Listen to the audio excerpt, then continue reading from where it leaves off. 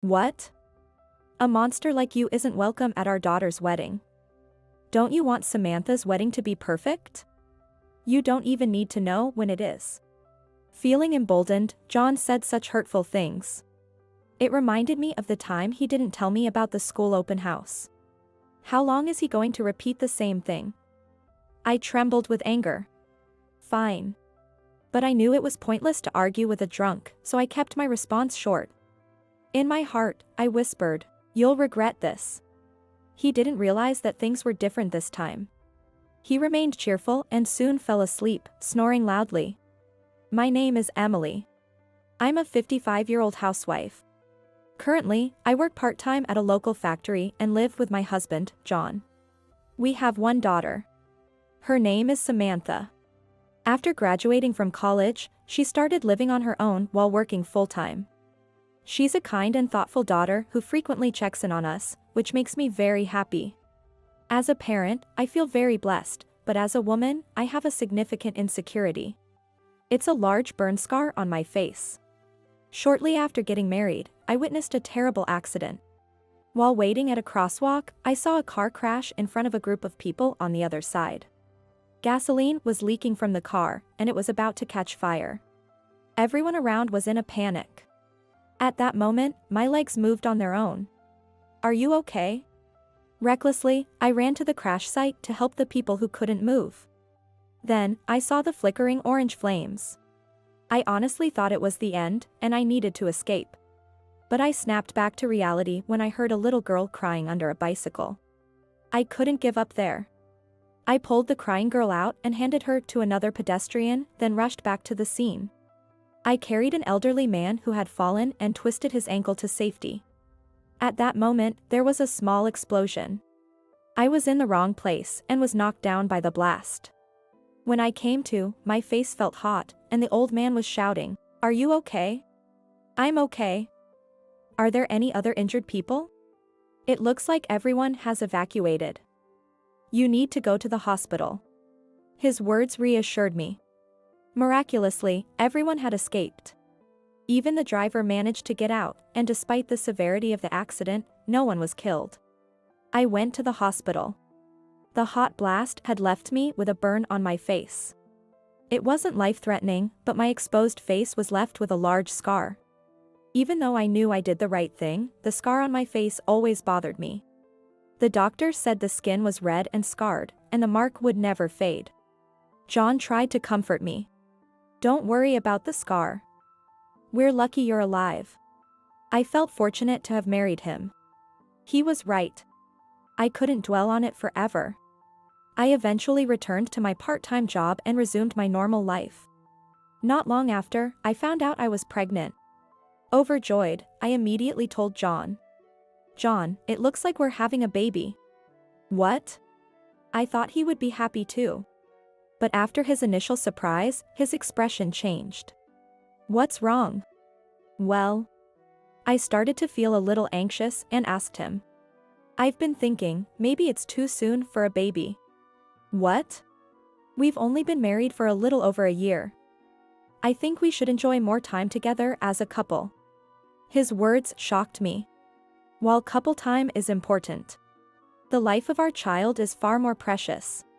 John didn't outright say to give up the baby, knowing that would make him the bad guy, but his words suggested it. It made me furious. This was our first big fight. The house was eerily quiet for days. A few days later, I thought about it in the bath. We couldn't go on like this, but I would never give up our baby. So, I decided to be the adult, approach John, and make him understand. With that resolve, I got out of the bath and headed to our bedroom where he was. I don't know how to say this. I heard his voice and stopped in my tracks. It seemed he was on the phone with his mother, discussing the baby. He continued, unaware that I was listening. "A kid with a mom who looks like that? It's unfair. I was planning to divorce her eventually, but now there's a baby. It's a huge mistake." I froze upon hearing those words. Sure, she became like that because she saved someone. It's commendable. But, think about me, having to be next to her. Tears flowed uncontrollably from my eyes. He had been kind to me all this time, but secretly harbored such thoughts. If that's how he truly felt, he should have divorced me when I got the burn. I quietly left the scene. And I packed my things. But my family lived far away. With nowhere to go, I sat in a park, pondering my next move. I decided to go home to my parents the next morning. I needed to find somewhere to stay for the night, but having just taken a bath and removed my makeup, I felt ashamed to be seen. Emily. I heard John's voice. He had realized I left and was looking for me. I tried to run, but he quickly caught up with me. Leaving the house at this hour? What are you thinking? John yelled at me. Come on, let's go home. He gently took my hand. I shook it off. What? You think I'm embarrassing, don't you? His eyes widened at my words. You think it's better not to have the baby because it's pitiful, right? If that's the case, why didn't you say so from the start? I cried out to him. He sighed heavily, clearly exasperated. Yes, but would you have accepted it if I said that? You always think only about yourself. Think about the baby and me for once. Our argument went in circles. I thought if I gave in, things would settle down, but I couldn't bring myself to give up on the baby. I even considered raising the child alone. However, when I brought up the possibility of divorce, John said, if we divorce, I'll take the child. Can you go to kindergarten or school with that face? His words shattered my confidence. In the end, I prioritized my child's life and desire to raise them over my desire for freedom and gave birth. I felt sorry for being a mother with such a face, but I was overwhelmed with relief and joy that my daughter was born with a beautiful face. Our daughter, named Samantha, grew up quickly.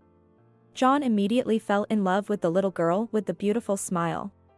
Though he had tried to steer me toward giving up the baby, he now said, meeting Samantha is the happiest moment of my life. It left me with mixed feelings of frustration and happiness. As a father, John was very involved with Samantha. However, as he grew more attached to her, his treatment of me worsened, and the difference became stark. I'll go to her school entrance ceremony. It's better that way, right? He attended all her kindergarten entrance ceremonies, sports days, and other events, and he usually handled the drop-offs and pickups. Eventually, he stopped informing me of observation days to ensure I couldn't attend. Yet, when Samantha fell ill, he'd say, Emily, you should show up at the kindergarten occasionally. We owe them, you know. It left me speechless. John was oblivious to how mean he was being, looking down on me in ways that made me question his humanity. Despite having such a father, Samantha grew up well. Mommy, I love you so much. She would always say. John looked displeased at her words but couldn't say anything, and thanks to Samantha, our home was always filled with smiles. As Samantha grew, she began to ask me to come to her kindergarten. Mommy, I want you to come to the gymnastics class observation day. Is there an observation day? Yes. I got praised for doing a great forward roll. Watch me. Apparently, she was doing mat exercises and started rolling forward happily on the carpet. John, watching with a smile, spoke up. Wow. Samantha, you're so good. I'm glad Mommy could see it too. Yes. So, on the observation day, too. Oh, unfortunately, Mommy has work that day. Daddy will go instead. Show Mommy at home, okay? I was infuriated by his words. I hadn't seen any notice about the observation day. He must have taken the notice out of her bag. I didn't know the date or whether I had work. If Samantha wanted me to come, I could take time off, but he had already told her I couldn't come. It was too cruel. As expected, Samantha's face fell at his words. She had been so excited to show me her forward roll, and my heart ached. Don't make that face. Mommy wants to come, but she can't help it. She'll come next time. Okay. She replied reluctantly to his words. That night, after Samantha had gone to bed, I confronted John. I didn't know about the observation day. I could take the day off. It's unfair. Don't get mad. I didn't want you to feel pressured to go. Samantha wants me to come too. Fueled by anger, I lashed out at him. Tears started to flow. Samantha had never asked me to come before, probably out of consideration, but now she had. I desperately wanted to fulfill her wish. Calm down. I hate to say this, but what do you think her friends will say when they see your face? What if they get scared and start bullying her? That's... Saving someone's life and ruining your own family's life doesn't seem worth it, does it?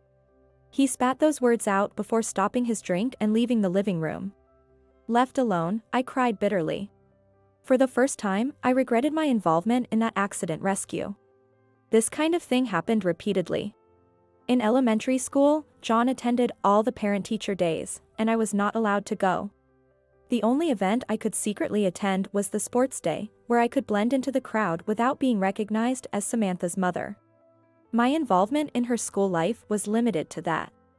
When she became a middle schooler, her rebellious phase kicked in, and even John was told, "Don't come."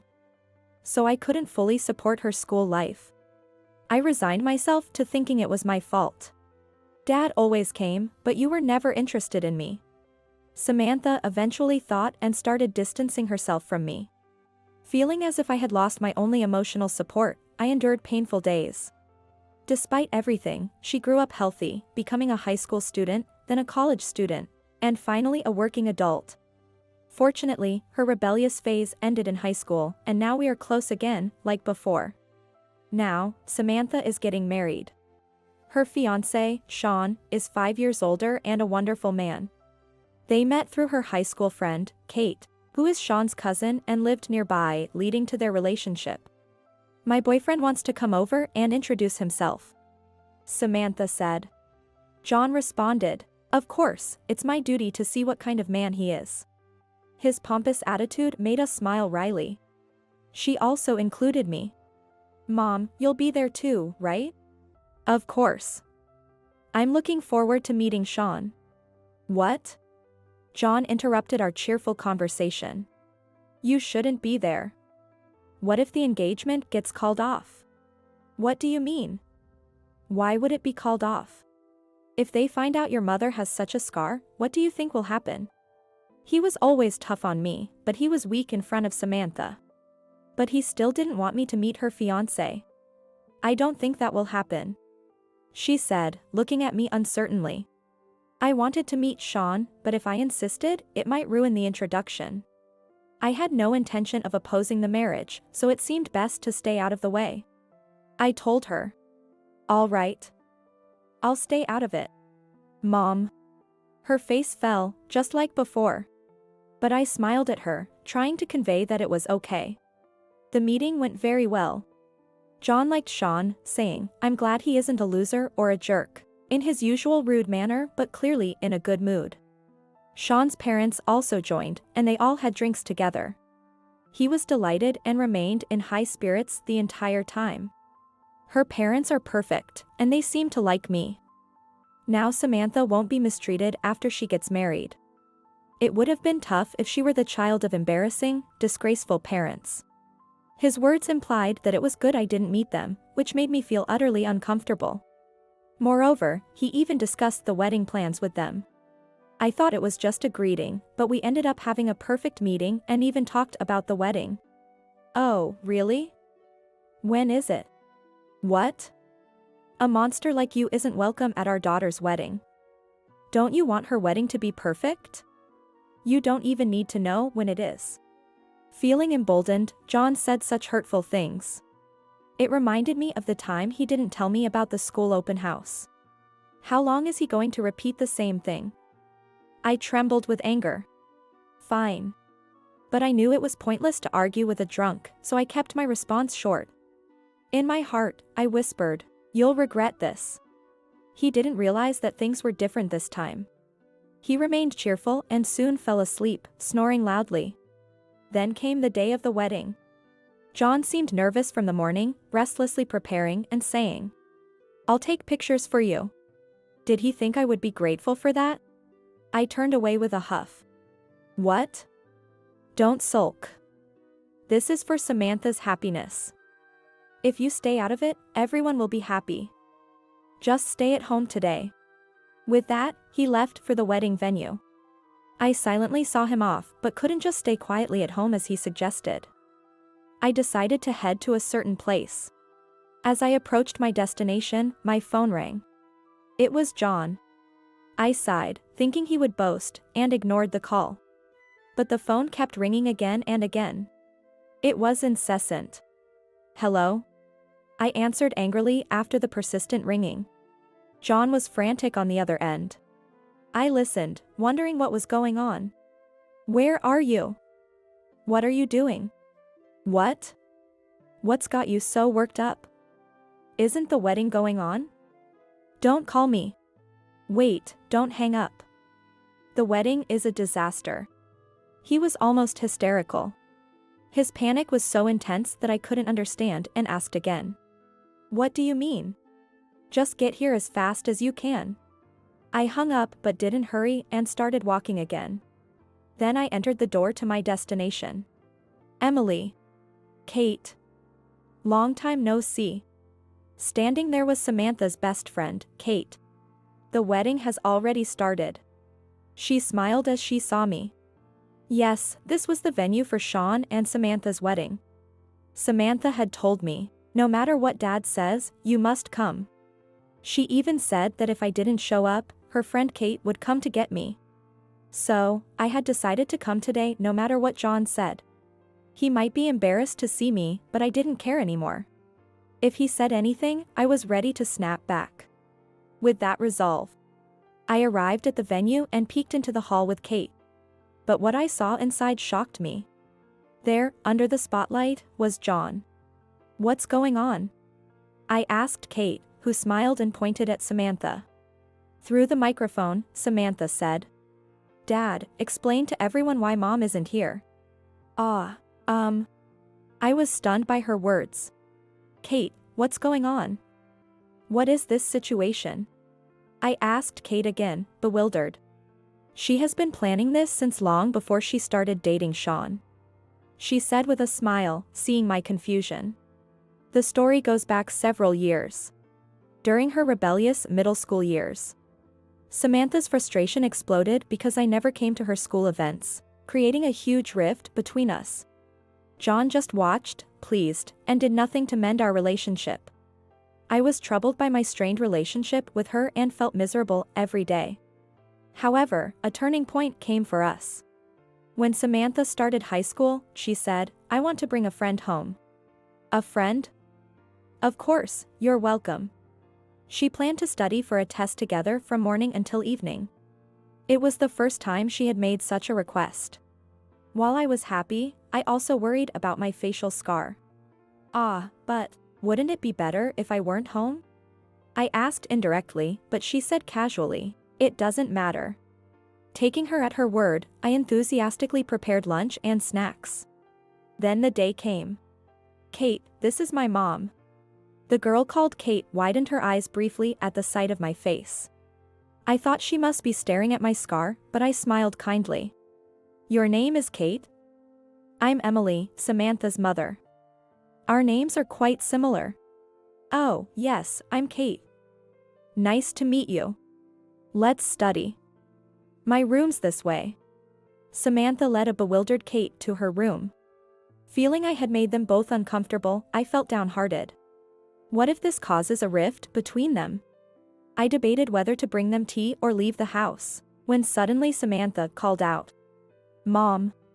Wondering what was wrong, I rushed to her room. Inside, I found them laughing and wiping away tears. "What happened?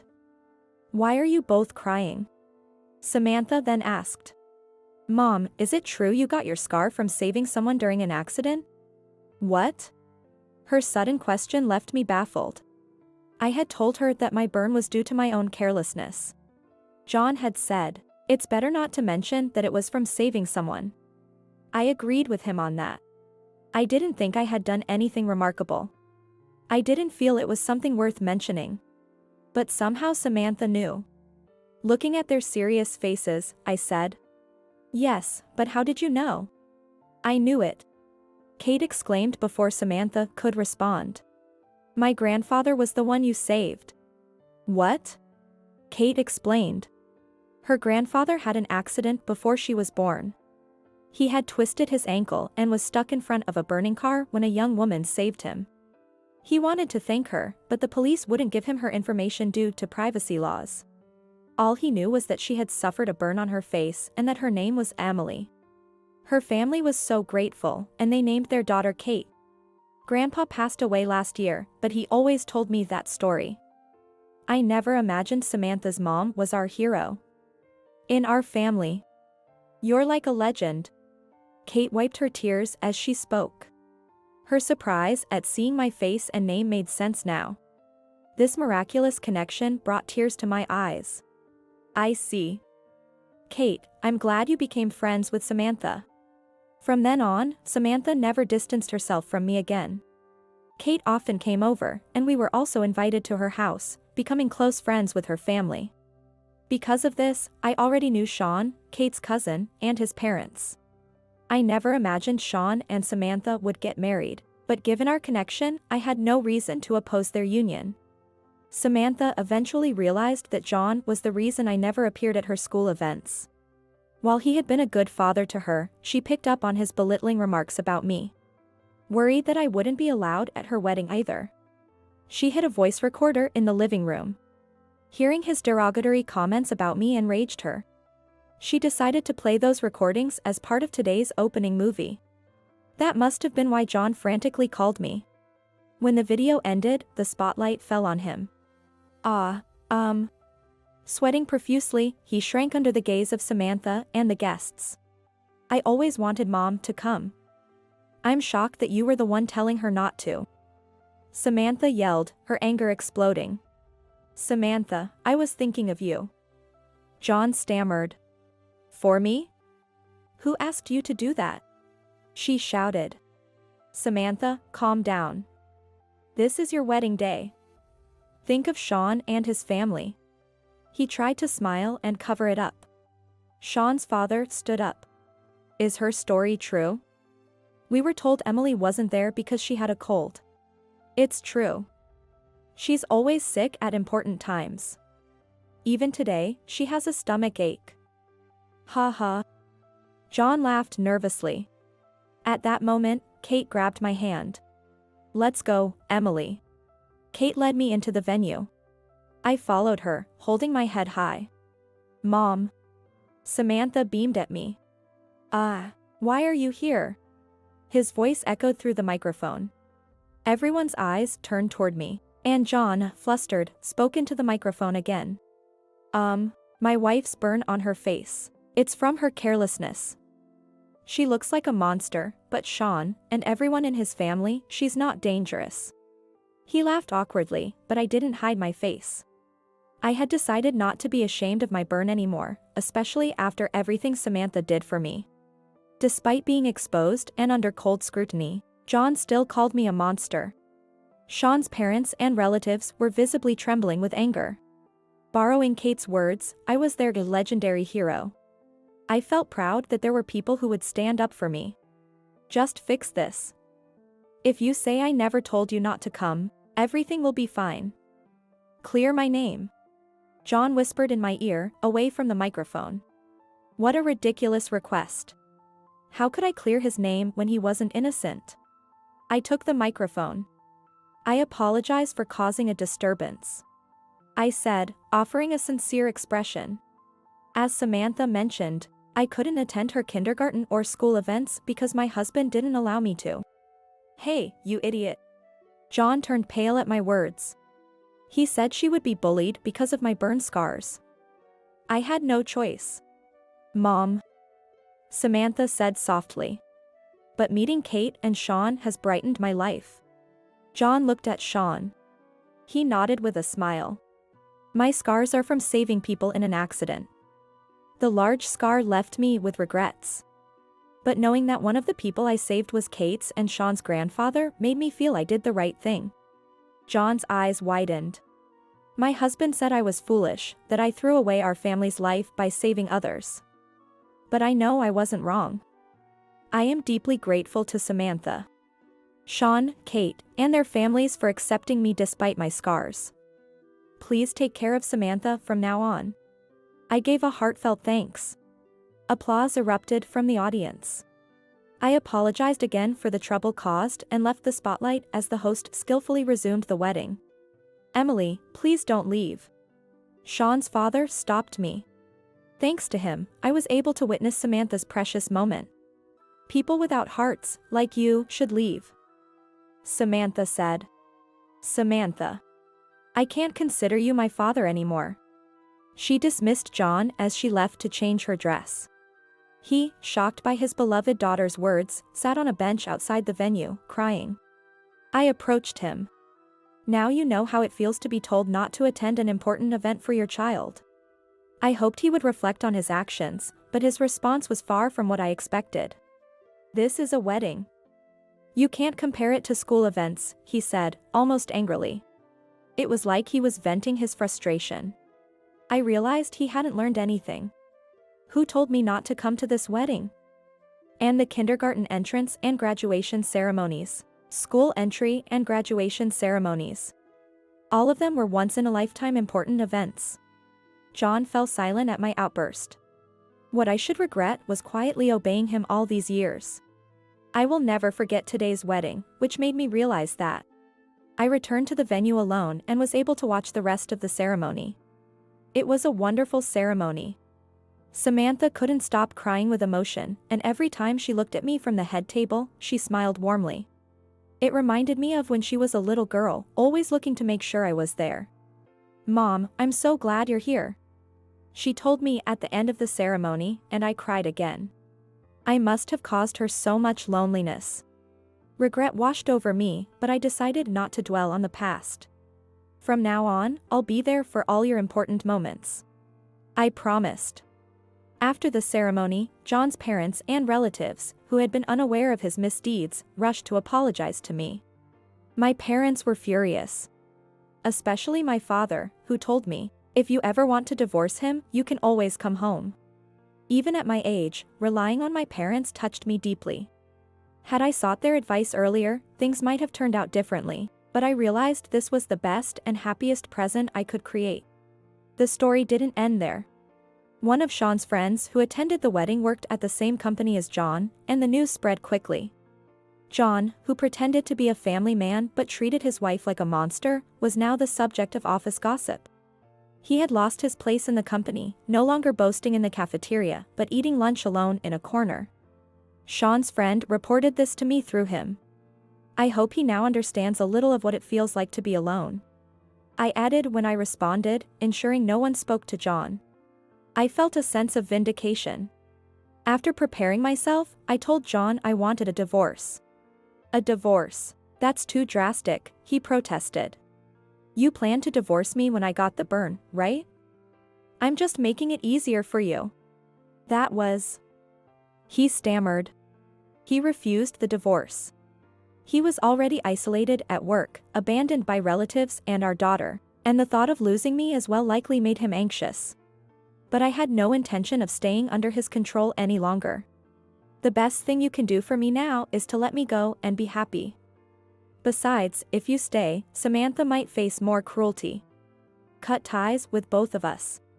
His shoulders slumped in defeat.